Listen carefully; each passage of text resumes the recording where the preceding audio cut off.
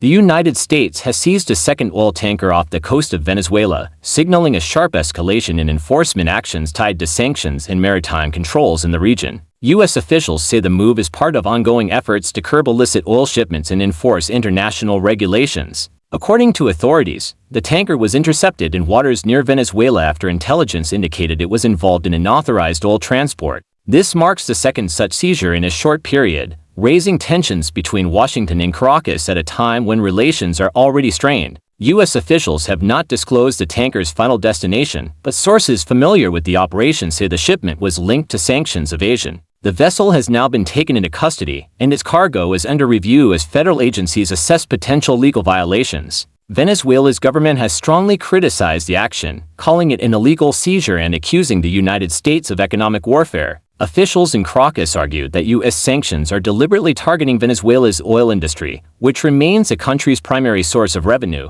In Washington, the administration maintains that these operations are lawful and necessary. U.S. officials say oil smuggling networks undermine international sanctions, fuel corruption, and destabilize global energy markets. By intercepting tankers at sea, the U.S. aims to disrupt those networks and send a clear warning to companies and operators involved. Energy analysts say the seizures could have wider implications. While the immediate impact on global oil prices appears limited, repeated enforcement actions increase uncertainty for shipping firms operating in the region. Some experts warned that insurers and transport companies may begin avoiding Venezuelan-linked shipments altogether. The move also carries geopolitical weight. Venezuela has deepened energy ties with countries like China and Iran, and U.S. enforcement actions are being closely watched by both allies and rivals. How these seizures influence future negotiations over sanctions relief remains an open question. For now, the message from Washington is clear. The United States intends to aggressively enforce maritime and sanctions laws,